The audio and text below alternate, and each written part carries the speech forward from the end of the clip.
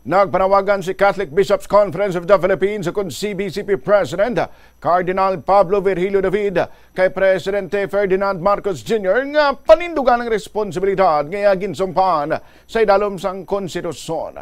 Pahayag sini hindi matud ang unity nga ginpakita sang unity team sang 2022 magkaupod sa mong alyansa sa Marcos kag Vice President Sara Duterte.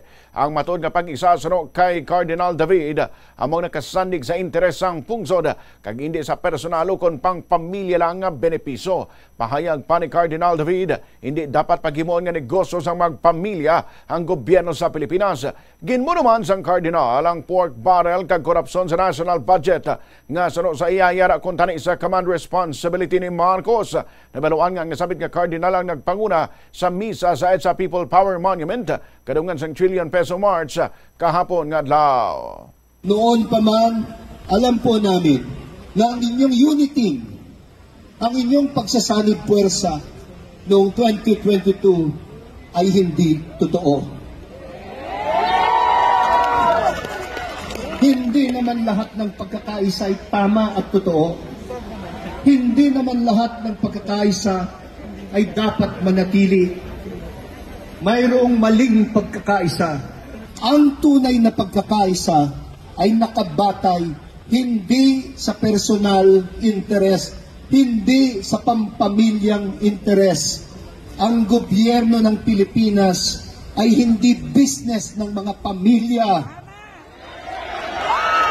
Ang tunay na pagkakaisa ay nagtataguyod ng kapakanan ng bayan sa kabutihang panlahat, lalo na ng mga dukha at dihado sa lipunan. Sa amumang speech kadungan sang trillion-peso march kahapon, nagpahayag si Cardinal David nga hindi masulbad ang kriminalidad sa kriminal man nga paagi. Kangot ini sa iya pagmuno sa madugoon kag kontrobersal nga war on drugs sang Duterte administration. Walang sibilisadong bansa ang maniniwala na ang solusyon sa adiksyon ay pagpuksa sa mga adik. Tadurang klase ng pamamahala. Ito po ang mensahe namin. Ayaw po namin ng gobyernong pumapatay at nag-uutos sa kapulisan na pumatay sa ngalan ng hindi totoo, sa ngalan ng hindi totoong giyera kontra droga katulad ng ginawa ng nakaraang administrasyon.